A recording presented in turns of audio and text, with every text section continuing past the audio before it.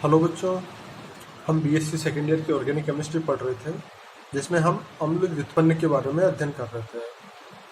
पिछले क्लासेस में हमने देखा था एसिटिल क्लोराइड, एनहाइड्राइड और एस्टर के बारे में हमने अध्ययन कर लिया था। चलो आज हम उसी क्रम में आगे बढ़ते हैं और हम आज अध्ययन करेंगे एसिटेमाइड का। सूत्र क्या होता है एसिटेमाइड का? CH3CONH2। ठीक है, चलो इसे बनाने की विधियां समझते हैं। सबसे पहले एसिटिल क्लोराइड की अभिक्रिया करवाते हैं अमोनिया से, तो हमें क्या प्राप्त होता है? एसिटेमाइड प्राप्त होता है प्लस HCl उप उत्पाद में निकलता है। कीटीन की अभिक्रिया करवाए अमोनिया से, तब भी हमें क्या प्राप्त होगा? एसिटेमाइड प्राप्त होता है। क्यों यार? अमोनिया का एक हाइड्रोजन है, वो कहाँ चला जाता है? कार्बन पर। तो CH3 double bond O bond NH2, तो NH2 ग्रुप बचता है, वो कार्बन से जुड़ जाता है। साइनाइड अभिक्रिया करवाते हैं, इसका आंशिक जलावटन करवाते हैं, तब भी हमें क्या प्राप्त होता है? एसिटेमाइड प्राप्त होता है। किसकी उपस्थिति में होता है? H2O2 OH क्षार की उपस्थिति में यह आंशिक जलावटन होता है। ठीक है, चलो एसिटिक एसिड की अभिक्रिया यूरिया से करवाते हैं हम, तो क्या प्राप्त होता है? देखो, यूरिया का तो NH2 और एसिटिक एसिड का हाइड्रोजन मिलकर अमोनिया निकल जाता है। एसिटिक एसिड का CO ग्रुप कार्बन डाइऑक्साइड के रूप में बाहर निकल जाता है। अब क्या बचता है? CH3CONH2। तो acetamide plus carbon dioxide plus ammonia, ये उत्पाद हमें प्राप्त होते हैं। आगे बढ़ते हैं। CH3COONH4, इसको गर्म करते हैं ग्लेशियल एसिटिक एसिड की उपस्थिति में, तो हमें क्या प्राप्त होता है? एसिटेमाइड प्राप्त होता है प्लस H2O निकल जाता है। यहाँ से H2O निकलता है, H2 ऑक्सीजन यहाँ से निकलता है, तो हमें क्या उत्पाद प्राप्त होता है? एसिटेमाइड प्राप्त होता है। देखो केमिकल रिएक्शन देखते हैं, इसके आगे बढ़ते हैं। इसका जलावटन करवाएं जब हम एसिटेमाइड का, तो हमें क्या प्राप्त होता है? एसिटिक एसिड प्लस अमोनिया बनता है। ठीक है, इसका अपचयन करवाते हैं एसिटेमाइड का लिथियम एल्यूमिनियम हाइड्राइड की उपस्थिति में, तो एल्कोहल प्राप्त होता है CH3CH2OH प्लस अमोनिया प्राप्त होता है। अब अमोनिया और एल्कोहल आपस में मिलकर क्या बनेंगे? एथिलेमीन प्लस H2O बनाते हैं। ठीक है, देखो ये क्या प्राप्त करेंगे? यहाँ पर C2H5OH प्लस NH3 आपस में मिलकर क्या बनाएंगे? C2H5NH2 प्लस H2O, ये प्राप्त होता है। चलो इसकी अभिक्रिया करवाते हैं निर्जलीकरण की, एसिटेमाइड की निर्जलीकरण करवाते हैं। निर्जलीकरण में क्या होगा? CH3CONH2 एसिटेमाइड है, इसकी अभिक्रिया किससे करवाएंगे? P2O5 से।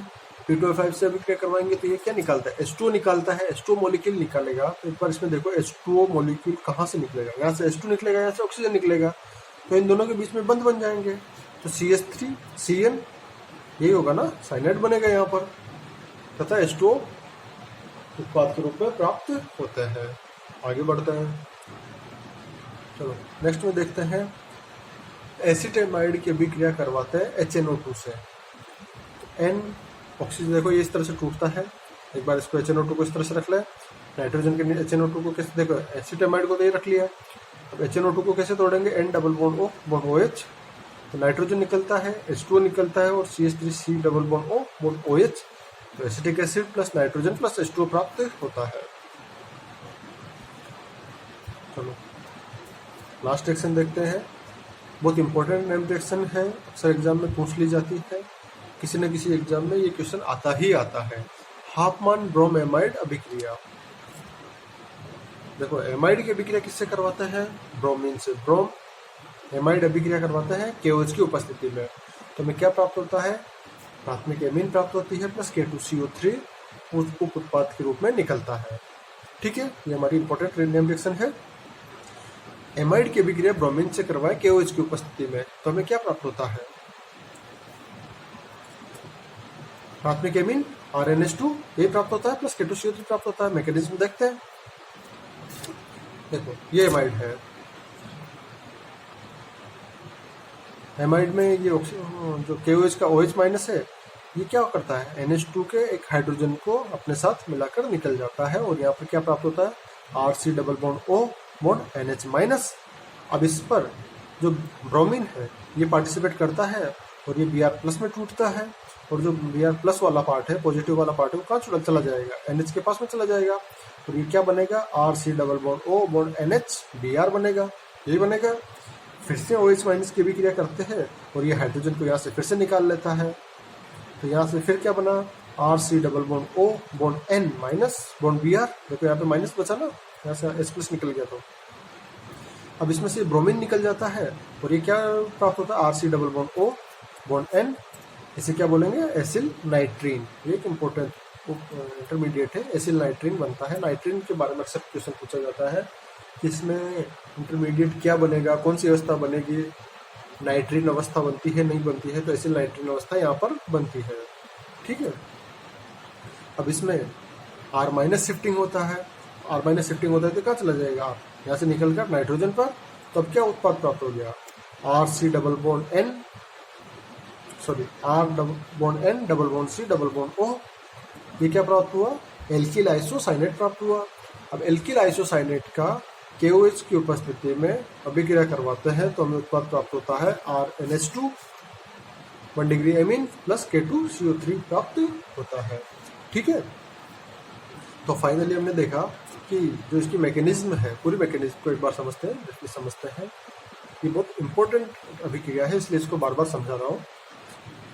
एमाइड की अभिक्रिया ब्रोमीन से करवाएं KOH की उपस्थिति में तो एमीन बनती है, प्राथमिक एमीन बनती है। OH माइनस अभिक्रिया करता है, NH2 के हाइड्रोजन को अपने साथ मिला लेता है, NH माइनस बनाता है, फिर ब्रोमीन इसकी अभिक्रिया करता है, ब्रोमीन के साथ में Br प्लस इससे जुड़ जाता है, तो RC double bond O bond NH Br बनता है। फिर से OH माइनस इसके साथ अभिक्रिया करके इस हाइड्रोजन को निकालता है, मतलब पूरे हाइड्रोजन कौन निकाल रहा है, OH माइनस निकाल रहा है।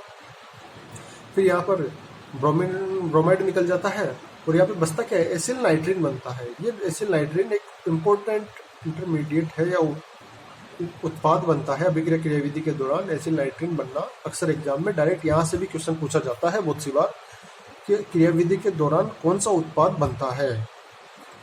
बीच में अभिक्रिया में पूछ लिया जाता है, अलग अलग तरह के उत्पाद दिए जाते हैं, तो एक ये नाम याद रखना है, एसिल नाइट्रीन यहाँ पर बनता है। इसमें R माइनस शिफ्टिंग होती है और यहाँ पर क्या होता है, एल्किल आइसोसाइनेट बनता है जिसकी KOH से अभिक्रिया करवाते हैं तो क्या प्राप्त होगा, 1 डिग्री एमीन प्राप्त होती है प्लस K2CO3 साइड प्रोडक्ट के रूप में निकलता है। तो ये आज हमारा स्टेमाइड भी कंप्लीट हो गया। अब नेक्स्ट लेक्चर में हम नेक्स्ट यूनिट का अध्ययन करेंगे। धन्यवाद।